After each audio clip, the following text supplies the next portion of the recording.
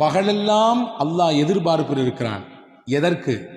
இரவில் பாவம் செய்தவர்கள் பகலில் மன்னிப்பு கேட்டு விட மாட்டார்களா என்ற இயக்கத்தில். இரவெல்லாம் அல்லாஹ் எதிர்பார்த்து காத்திருக்கிறான். எதற்கு? பகலில் பாவம் செய்தவர்கள் இரவில் மன்னிப்பு கேட்க மாட்டார்களா என்ற எண்ணத்தில்.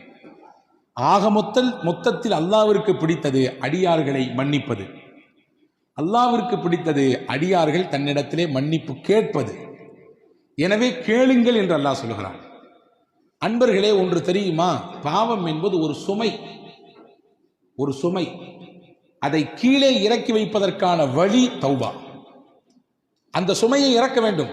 சுமையை தூக்கி கொண்டு எத்தனை நாள் சுத்துவோம் சொல்லுங்கள்? ஒரு 15 கிலோ லோடு முதுகுல போட்டு சுத்திக்கிட்டே இருக்க முடியுமா? எப்பண்டா இறக்கி வைக்கலான்னு யோசிப்போம். எத்தனை பெரிய காசுகள் கொடுத்து வாங்கி வந்தாலும் லக்கேஜை எப்படி கொண்டு போய் வீட்டில் கொண்டு சேர்த்துறதுன்னு நினைப்போம். சேர்த்தால் தான் நமக்கு பெருமூச்சியே வரும் இல்லையா? எப்படியோ கொண்டு வந்து சேர்த்துட்டப்பா, நிம்மதியா வீட்டில். சுமையை இறக்கினால்தான் நிம்மதி. பாவம் ஒரு பெரும் சுமை. அந்த பெரும் சுமையை நீக்குவதற்கு இஸ்லாம் தருகிற மிகச்சிறப்பான வழி பாவ மன்னிப்பு, தௌபா. எனவேதான் பெருமானார் ஸல்லல்லாஹு அலைஹி வஸல்லம் சொன்னார்கள், உங்கள் மனச்சுமையும் உங்கள் பாவச்சுமையும் சேர்ந்து கரைய வேண்டும் என்றால் அல்லாஹ்விடத்திலே தௌபா செய்யுங்கள், மன்னிப்பு செய்யுங்கள். மன் லஸிமல் இஸ்திக்ஃபார், யார் பாவ மன்னிப்பை வளமையாக்கிக் கொள்கிறாரோ, அதை இறுக்கமாக பிடித்துக் கொள்கிறாரோ, ரப்பிடத்திலே பாவ மன்னிப்பு கேட்பதை விரும்புகிறாரோ, 3 பாக்கியத்தை அல்லாஹ் அவருக்கு தருவான். ஜஅலல்லாஹு லஹு மின் குல்லி தீகின் ஹரஜா, எல்லா நெருக்கடியிலிருந்தும் அவருக்கு முதலிலே விடுதலையை தருவான். அவர் உலக ரீதியில் சந்தித்துக் கொண்டிருக்கக்கூடிய நெருக்கடிகள், மனக்குழப்பங்கள் எல்லாத்திலிருந்து முதல்ல அவருக்கு ரிலாக்ஸை கொடுப்பான். அடுத்து சொன்னாங்க ஸல்லல்லாஹு அலைஹி வஸல்லம், ஒமின் குல்லி ஹம்மின் ஹரஜா, அவர் மனதை போட்டு அழுத்தி கொண்டிருக்கக்கூடிய மன பாரத்தை எல்லாம் பாவ மன்னிப்பை கொண்டு அல்லாஹ் நீக்குவான். மனதிற்கு அமைதியை தருவான். வரஸகஹு மின் ஹைது லா யஹ்தசிப், அவர் நாடாத புறத்திலிருந்து அவருக்கு ரிஸ்கை கொண்டு வந்து கொட்டுவான். இந்த 3ம் யாருக்கு அல்லாஹ் தருவான் என்றால், யார் அல்லாஹ்விடத்திலே கையேந்தி பாவ மன்னிப்பு கேட்கிறார்களோ அவர்களுக்கு தருவான். நம்மிலே சிலர் நினைத்து கொண்டிருக்கிறோம், நாம் தான் நிறைய நன்மை செய்கிறோமே, நிறைய தொழுகிறோமே, நிறைய நோன்பு வைக்கிறோமே, நாம் ஜமாத்தையே விடுவதில்லையே, நாம் நீல அங்கி போட்டிருக்கிறோமே, நீல தாடிகள் வைத்திருக்கிறோமே, இது போதும், நாம் ஜெயித்து விடலாம் என்று. இல்லை பெருமக்களே, நாம் செய்யக்கூடிய நன்மை மட்டும் நம்மை ஈடேற்றம் அடைய செய்யாது, ரப்பிடத்தில் மன்னிப்பு கேட்காத வரை. ஆயிஷா ரலியல்லாஹு தஆலா அன்ஹா நபிகள் பெருமானார் ஸல்லல்லாஹு அலைஹி வஸல்லம் இடத்திலே வந்து சொல்கிறார்கள், யா ரசூலல்லாஹ், அறியாமை காலத்திலே, மடமை காலத்திலே அப்துல்லாஹ் இப்னு ஜுத்ஆன் என்று ஒருவர் இருந்தார். அவர் ஒரு பெரிய கொடை வல்லல். அவர் செய்யாத நன்மையே கிடையாது. என்னென்னவெல்லாம் நன்மை செய்வார்.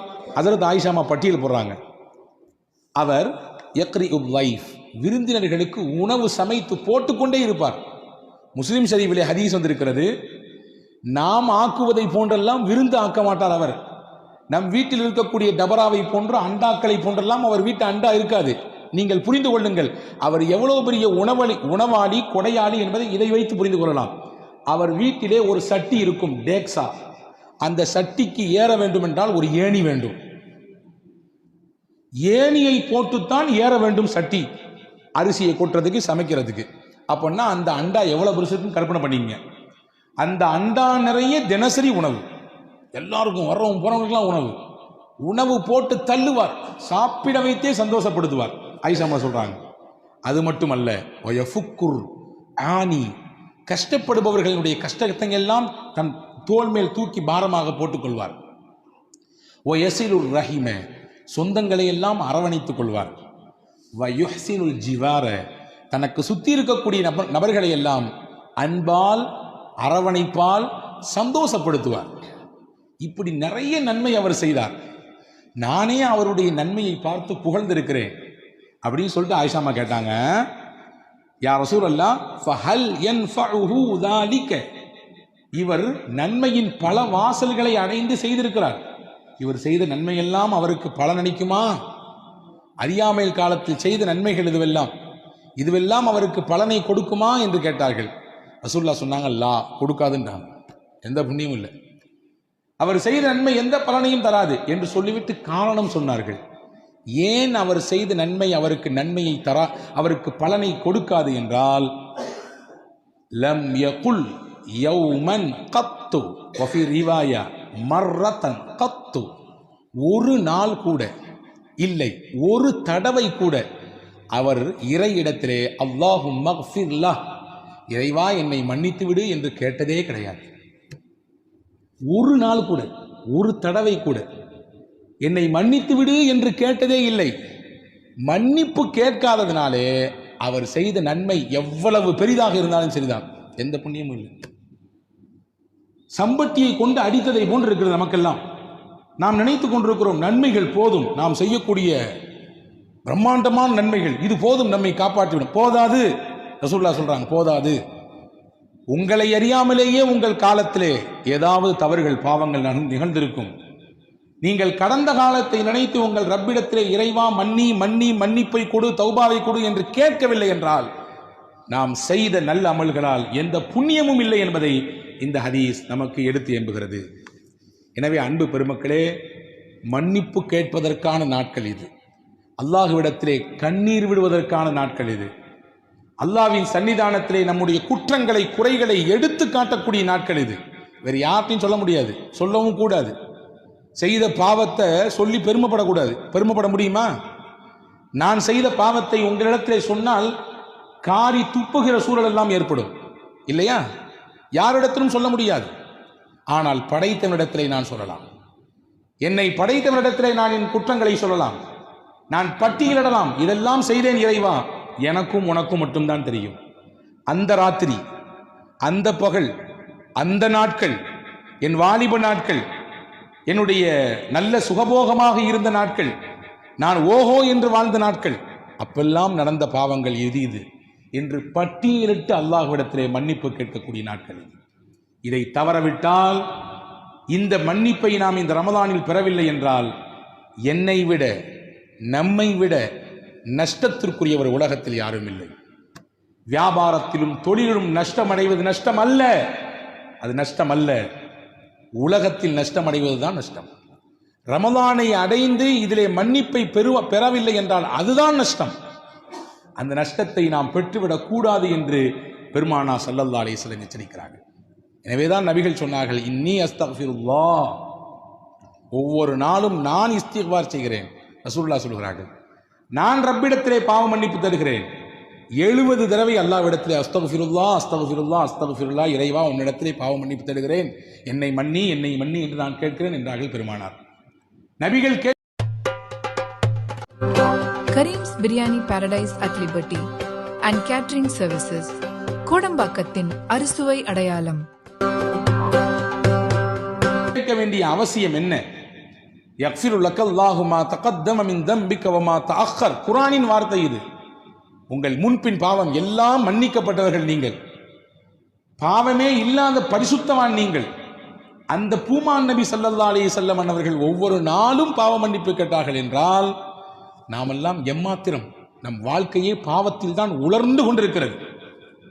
அபூ ஹுரைரா ரலியல்லாஹு அன்ஹு சஹாபாக்கள் முதன்மையான சஹாபி, ஹதீதை அறிவித்ததிலே எக்கச்சக்கமான நபிமொழிகளை அறிவித்திருக்கிறார்கள். இன்னைக்கு நமக்கு கிடைக்கக்கூடிய ஹதீதுகளிலே பெரும்பாலும் கிடைத்தது அந்த வழித்தொடரிலே கடைசியில் நபிக்கு முன்னால் இருப்பது சையதுனா அபூ ஹுரைரா ரலியல்லாஹு அன்ஹு. அவங்க வரலாற்றில் எழுதுறாங்க, ஒரு நாளைக்கு 12,000 தடவை இஸ்திக்பார் செய்வாங்க.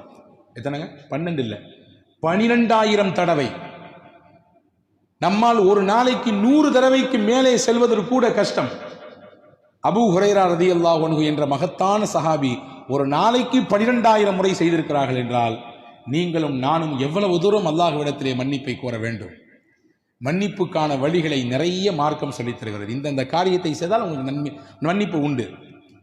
சமூக அக்கறையோடு சில நேரங்களிலே நாம் செயல்பட வேண்டும். அதுவே நம்முடைய பாவத்திற்கு மன்னிப்பாக பரிகாரமாக ஆகிவிடும். ஹதீஸிலே வந்திருக்கிறது. அலி இப்னு அபீ தாலிப் ரலியல்லாஹு அன்ஹு ஹதீஸை அறிவிப்பு செய்கிறாங்க.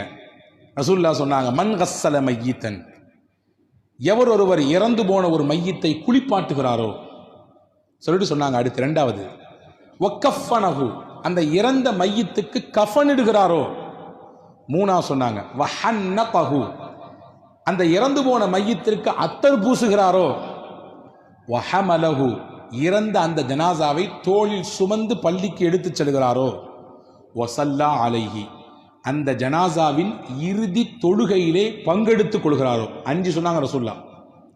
எவர் மையத்தை குளிப்பாட்டுகிறாரோ, குளிப்பாட்டுதல் என்றால் நேரடியாக அல்லது அங்கே பக்கத்திலே ஒத்துழைப்பாக நிற்பது, பயப்பட தேவையில்லை, ஒதுங்கி நிற்க வேண்டிய அவசியம் இல்லை, யாரோ ஒருவர் வந்து செய்வார் என்று நாம் எதிர்பார்க்க வேண்டிய தேவையில்லை, களத்தில் நிற்பவர்கள் செய்யலாம்.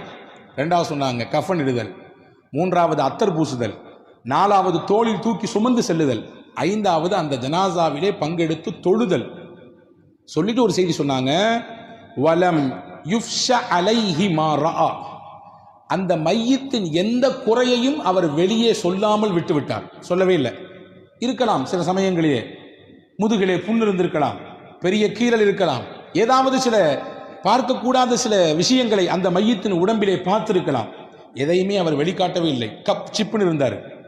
ரசூலுல்லாஹ் சொன்னாங்க, இந்த 5 செயலும் செய்த இந்த மனிதருக்கு அல்லாஹ் தரக்கூடிய கூலி என்ன தெரியுமா?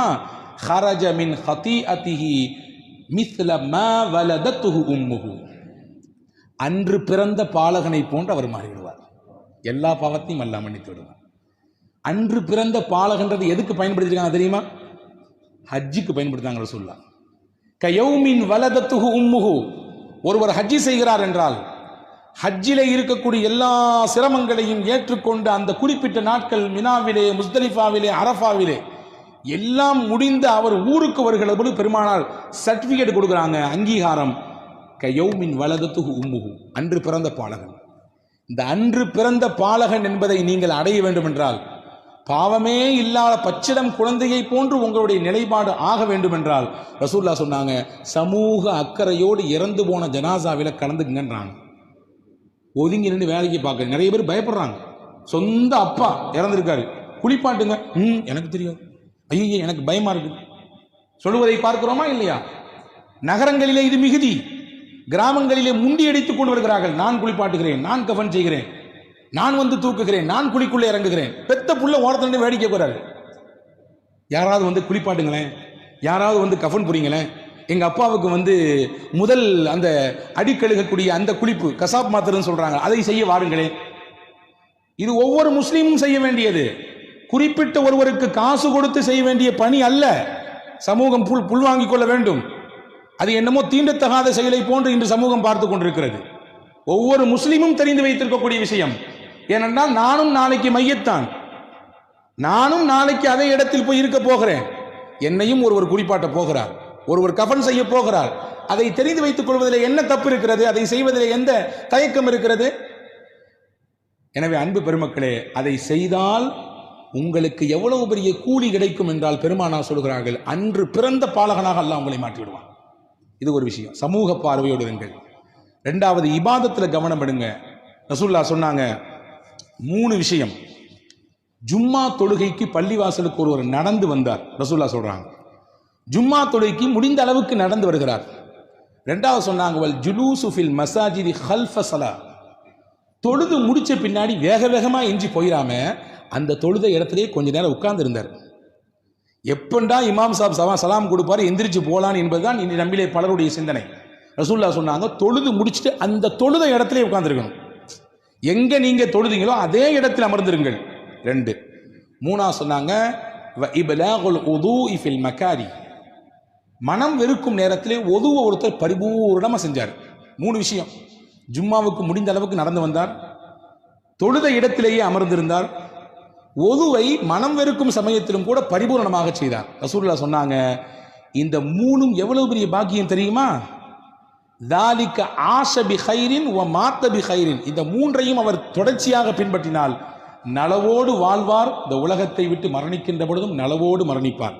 சொல்லிட்டு சொன்னாங்க, இந்த 3ஐயும் பின்பற்றக்கூடியவர் வக்கான மின் ஹதீஅதிஹி கயௌமின் வலதத்துஹு உம்முஹு, அன்று பிறந்த பாலகடை போன்று இருக்கிறார். பாவத்தை எல்லாம் அல்லாஹ் அழிச்சிடறான்.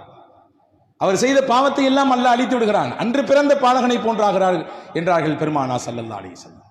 இப்போ பாவத்தினுடைய அழிப்புக்கு நிறைய வழிகள் இருக்கிறது. அதையெல்லாம் தேடி தேடி செய்பவர்களாக நாம் இருக்க வேண்டும். அதே போன்றுதான் ரமதானுடைய விஷயத்தை பற்றி பேசும் பொழுது சொன்னார்கள் பெருமானார் ஸல்லல்லாஹு அலைஹி வஸல்லம், மன் சாமஹு வகாமஹு ஈமானம் வஹ்திசாபா, இறை நம்பிக்கையோடு இறைவன் நன்மை தருவான் என்ற ஆதரவோடு, இந்த ரெண்டும் தான் நம்முடைய நோக்கமாக இருக்க வேண்டும். நம்முடைய தொழுகையில், நம்முடைய நோன்பில் இந்த ரெண்டை தாண்டி வேறு எந்த பார்வையும் தேவையில்லை. உளப்பூர்வமான இறை நம்பிக்கை, நாம் செய்யக்கூடிய இந்த அமல்களுக்கு என் ரப்பு தான் எனக்கு கூலி தரணும். அந்த எண்ணத்திலே யார் ரமதானில் பகலின் நோன்பிருந்து பிளஸ் சேர்த்து சொல்றாங்க இரவு வணக்கத்தில் பங்கெடுத்தாரோ, நான் எதற்கு இதை அழுத்தி சொல்கிறேன் என்றால், நோன்பு மட்டும்தான் போதும் என்று நினைக்கக்கூடிய நமக்கு ரசூலுல்லாஹ் உணர்த்துகிறார்கள், உங்கள் பாவ மன்னிப்புக்கு நோன்போடு சேர்ந்து இன்னொரு அம்சமும் இருக்க வேண்டும், அதிலும் கவனம் எடுத்துக் கொள்ளுங்கள். அதுதான் இரவு தொழுகை. இரவு தொழுகையும் நோன்பும் சேர்ந்து இருக்கக்கூடியவருக்கு ரசூலுல்லாஹ் கொடுக்கக்கூடிய கிஃப்ட் என்ன? ஹரஜ மின் துனூபிஹி கயௌமின் வலதத்துஹு உம்முஹு.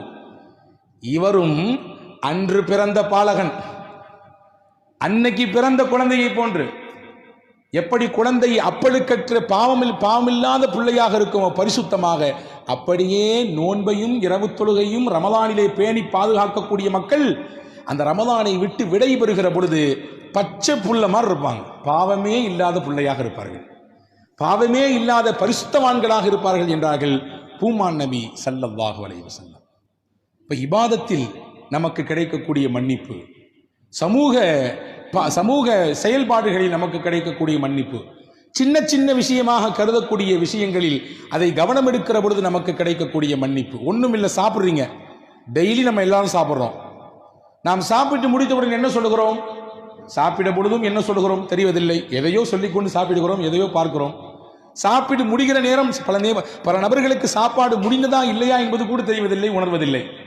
ரசூலுல்லாஹி ஸல்லல்லாஹு அலைஹி வஸல்லம் சொன்னாங்க, சாப்பிட்டு முடிச்ச உடனே ஒரு துஆ இருக்குது, ரொம்ப பெருசெல்லாம் இல்லை. அல்ஹம்துலில்லாஹில்லதி அத்அமனி ஹாதா வரஸகனீஹி மின் கைரி ஹவுலி மின்னி வலா குவா. அவ்வளவுதான். யார் ஒவ்வொரு நாளும் உணவு அருந்தியதற்கு பிறகு, இறைவா நீனே எனக்கு இந்த உணவை கொடுத்தாய், என் உழைப்பு என்னுடைய முயற்சி எதுவும் இல்லை, ஒரு கவள உணவு நம் கையில் கிடைக்கிறது என்றால், ஆய்வாளர்கள் எழுதுகிறார்கள், ஒரு கவளம் உணவு நம் கையில் கிடைக்க வேண்டும் என்றால் 32 பேர் உழைத்தால் தான் அந்த ஒரு கவள உணவு கிடைக்கும்.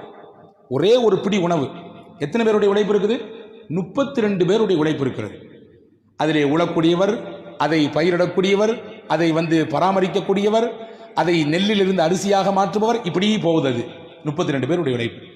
எந்த கஷ்டமும் இல்லாமல் எனக்கு உணவை தந்தாய், என் முயற்சி இல்லை, என்னுடைய திறமை இதில் இல்லை, உனக்கே எல்லா புகழும். அதான் இதான் அர்த்தம். ரசூலுல்லாஹ் சொன்னாங்க, யார் இதை சொல்றாங்களோ குஃபிர லஹு மா தகத்தம மின் தம்பிஹி வ மா தஅக்கர், அவர் முன் பின் செய்த எல்லா பாவத்தையும் அல்லாஹ் மன்னிச்சிடுறான். அல்லாஹு அக்பர். ஒவ்வொரு நாளும் சாப்பிடும் பொழுது என்னவெல்லாம் சாப்பிடுகிறோமோ அந்த சாப்பாட்டுக்கு பிறகு இந்த துவாவை ஓதிவிட்டால் உங்களுக்கு மன்னிப்பு மொத்தமாக கிடைத்து விடுகிறது, ஹோல்சலாக கிடைத்து விடுகிறது. பெருமானா ஸல்லல்லாஹு அலைஹி வஸல்லம் இப்படி மன்னிப்புக்கான வழி எங்கெங்கெல்லாம் இருக்கிறது என்பதை பெருமானா ஸல்லல்லாஹு அலைஹி வஸல்லம் தேடி தேடி உம்மத்துக்கு அறிவித்துக் கொடுத்திருக்கிறார்கள். எனவே அந்த மன்னிப்பை இந்த ரமதானில் நாம் முழுமையாக பெற்றுவிட வேண்டும். ஒவ்வொரு நாளும் இந்த ரமதானிலே, குறிப்பாக இந்த 10 நாட்கள், நீங்கள் இரவினுடைய பிற்பகுதியிலே, குறிப்பாக தஹஜ்ஜுடைய சமயத்திலே அல்லாஹ்விடத்திலே இருகரமேந்தி துஆ செய்ய வேண்டும். நம் பாவங்களை பட்டியலிட வேண்டும், நம்முடைய தவறுகளை குற்றங்களை இறைவனிடத்திலே ஒப்புக்கொள்ள வேண்டும். அது அல்லாஹ்வுக்கு ரொம்ப பிடிக்கும். என்னுடைய அடியான் நான் செஞ்ச தப்பெல்லாம் ஒத்துக்கிட்டு எனக்கு முன்னாடி அப்படியே உட்கார்ந்துருக்கான் பாருங்களேன் என்று பெருமை பாராட்டுவான். தப்பையெல்லாம் ஒத்துக்கொள்கிறான். நீ இல்லாமல் நான் இல்லை, இறைவா நீ மன்னிக்கவில்லை என்றால் நான் என் கதி அவ்வளவுதான், அழிந்தே போய்விடுவேன் என்று ஒரு அடியான் சொல்லும் நேரத்திலே உச்சபட்சமான மகிழ்ச்சியில் அல்லாஹ் திளைக்கிறான். என் அருளின் மீது எவ்வளவு பிரியம் இவனுக்கு, என் மன்னிப்பின் மீது எவ்வளவு ஆதரவு இவனுக்கு, நிச்சயம் இவனை நான் மன்னிப்பேன் என்று அல்லாஹ் சொல்கிறான். எவ்வளவு பெரிய குற்றம் செய்தாலும், எவ்வளவு பெரிய தவறுகள் செய்தாலும் மன்னிப்பு கேட்கக்கூடியவர்களுக்கு அல்லாஹ் தன் அந்த அருளின் வாசலை, மன்னிப்பின் வாசலை திறந்தே வைத்திருக்கிறான், மூடுவதே கிடையாது. தௌபாவின் வாசல் என்பது மௌத்து, ரூஹு, தொண்டை குழியை அடையும் வரை அல்லாஹ் திறந்து வைத்திருக்கிறான். அதனால கடைசி காலத்தில் பார்த்துக்கலாம்னு சொல்லி அடுத்த வருஷம் ரமதானுக்கு விட்டுறாதீங்க. ஒவ்வொரு வருடமும் கேட்க வேண்டும், ஒவ்வொரு நாளும் மன்னிப்பை கேட்க வேண்டும். அல்லாஹுவின் மன்னிப்பு விசாலமானது என்பதை ரசூலுல்லாஹ் இப்படி விவரித்து காட்டுகிறார்கள். ஒரு ஹதீஸை சொல்லி முடிக்கிறேன். அஸ்தக்ஃபிருல்லாஹ் என்று சொல்லி நாம் பாவ மன்னிப்பு தேடுகிறோம். ஒரு சில வார்த்தைகளை மட்டும் கூட்டி சேர்த்துக் கொள்ளுங்கள். அஸ்தக்ஃபிருல்லாஹல் அலியுல் அதீம் அல்லதி லா இலாஹ இல்லா ஹுவல் ஹய்யுல் கய்யூம் வ அதூபு இலை. இது ஒரு இஸ்திக்ஃபார், ரசூலுல்லாஹ் சொல்லிக் கொடுத்த இஸ்திக்ஃபார். இங்கே நம்முடைய பள்ளியிலே நாம் இஃப்தாருடைய சமயத்திலே ஜிக்ர் மஜ்லிஸ் நடத்துகிறோம். அந்த சமயத்தில் இந்த இஸ்திக்ஃபார் சொல்லி தரப்படும். அஸ்தக்ஃபிருல்லாஹல் அலியுல் அதீம் அல்லதி லா இலாஹ இல்லா ஹுவல் ஹய்யுல் கய்யூம் வ அதூபு இலை. இது 3 தடவை ஒருவர் சொல்கிறார். 3 தடவை. ரசூலுல்லாஹ் எவ்வளவு பெரிய கூலி சொன்னாங்க தெரியுமா? 5 பாக்கியம் கிடைக்கும் அவருக்கு. 5 பாக்கியம். வெறும் 3 தடவை தான், வெறும் 3 தடவை. 5 பெரும் பாக்கியம். 1, அவர் போர்க்களத்திலிருந்து புறமுதுகிட்டு ஓடி இருந்தாலும் அல்லாஹ் பாவத்தை மன்னிச்சிடறான். போர்க்களத்திலிருந்து புறமுதுகிட்டு ஓடுறது இருக்க பெரிய பாவத்தில் கட்டுப்பட்டது, 7 பெரும் பாவங்களில் கட்டுப்பட்டது. களத்துக்கு போயாச்சுன்னா பேக் அடிக்கக்கூடாது, பின்னால் வரக்கூடாது, நிற்கணும், வாழ்வோ சாவோ அந்த போர்க்களத்தில் நின்று எதிர்கொள்ள வேண்டும். ஆனால் ஒருத்தர் போர்க்களத்திலிருந்து புறமுதுகிட்டு ஓடிவிட்டார், அந்த பாவத்தையும் கூட அழிப்பதற்கு இந்த ஒரு இஸ்திக்ஃபார் போதும் நாங்கள் ஸல்லல்லாஹு.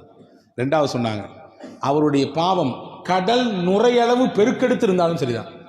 கடல் நுரை என்ன முடியுமா, எவ்வளவுன்றது அளக்க முடியுமா? அவ்வளவு இருந்தாலும் இந்த இஸ்திக்ஃபாரை 3 முறை சொன்னால் போதும், அல்லாஹ் மன்னிப்பான். மரத்தின் இலைகள் உலகத்தில் எத்தனை உண்டு எண்ணுங்கள். எண்ணி சொல்ல முடியுமா? முடியாது. அவ்வளவு அதிகமாக அவருடைய பாவம் இருந்தாலும் அல்லாஹ் மன்னிக்கிறான். மணலின் அந்த துகள் எவ்வளவு இருக்கிறது உலகத்திலே? ஒரு கைப்பிடி மண்ணை எடுத்து இது எத்தனை துளிகள் இருக்கிறது எண்ணி என்று ஒரு கையிலே கொடுத்தால் என்ன முடியுமா? எண்ணி காட்ட முடியுமா? முடியாது. ஒட்டுமொத்த உலகத்தின் மண்ணின் துகள்கள் எவ்வளவு என்பதை கணக்கிட முடியாது. அவ்வளவு கணக்கிட முடியாத பாவத்தை, குற்றத்தை ஒருவர் செய்திருந்தாலும் இந்த இஸ்திக்ஃபாரை 3 முறை ஓதினால் போதும், அல்லாஹ் மன்னித்தரான். அடுத்து ஒரு முக்கியமான செய்தி சொன்னாங்க ரசூலுல்லாஹ். வாழ்நாள், உலகம் தோன்றிய நாளிலிருந்து உலக அழிவு நாள் வரை நாட்களின் எண்ணிக்கை எத்தனை? வாரத்தின் எண்ணிக்கையை கேட்டால் நாம் சொல்லுவோம், மாதத்தின் எண்ணிக்கையை கேட்டால் சொல்லுவோம், வருடத்தின் எண்ணிக்கையை கேட்டால் சொல்லுவோம். எங்க அத்தா எத்தனை வருஷம் வாழ்ந்தாருன்னு கேட்டா வருஷத்தை சொல்லுவோம், 63 வருஷம் வாழ்ந்தாருன்னு சொல்லி. உலகத்தினுடைய நாட்களின் எண்ணிக்கை எத்தனை நமக்கு தெரியுமா? ஆதம் அலைஹிஸ்ஸலாம் தோன்றிய நாளிலிருந்து உலக முடிவு நாள் வரை எத்தனை நாட்கள் இருக்கிறது தெரியாது, எண்ண முடியாது, சாத்தியமில்லை. ரசூலுல்லாஹ் சொன்னாங்க, எப்படி எண்ண முடியாத நாட்கள் உலக வாழ்நாளிலே இருக்கிறதோ அவ்வளவு எண்ண முடியாமல் ஒரு பாவத்தை வைத்திருந்தாலும் இந்த ஒரு இஸ்திக்ஃபார் 3 தடவை சொன்னால் அல்லாஹ் அவருடைய பாவத்தை எல்லாம் மன்னித்து விடுகிறார். சொல்லலாமா? இன்ஷா அல்லாஹ். அல்லாஹ் தௌஃபீக் செய்வானாக. இந்த புனிதமான ரமதானிலே, இந்த மக்ஃபிரத்தினுடைய பத்திலே அல்லாஹ் தன்னுடைய மன்னிப்பை பரிபூரணப்படுத்துவானாக. நம் எல்லோருக்கும் தன்னுடைய அருளையும் தன்னுடைய மன்னிப்பையும் கொடுத்து நம்மை அழகுபடுத்துவானாக, நம்மை தூய்மைப்படுத்துவானாக. எப்படி தங்கத்தை உருக்குகிற பொழுது அழுக்கெல்லாம் வெளியே வருகிறதோ, இப்படி நாம் நோன்பிருந்து நாம் செய்யக்கூடிய இபாதத்தை கொண்டு நம்மிடத்தில் தேங்கியிருக்கக்கூடிய பாவம் என்ற அழுக்கை எல்லாம் அல்லாஹ் நீக்கி விடுவானாக. தூய்மையானவர்களின் பட்டியலில் அல்லாஹ் சேர்த்துக் கொள்வானாக. பரக்கத்திற்காக ஒரு தடவை இந்த ஸலவாத், இந்த இஸ்திக்ஃபாரை சொல்லித் தருகிறேன். தாங்கள் எல்லோரும் சொல்லுங்கள். தெரிந்தவர்கள் இதை மறுபடியும் சொல்லுங்கள். தெரியாதவர்கள் தேடி கண்டுபிடித்தாவது கேட்டாவது நீங்கள் சொல்லி வாருங்கள்.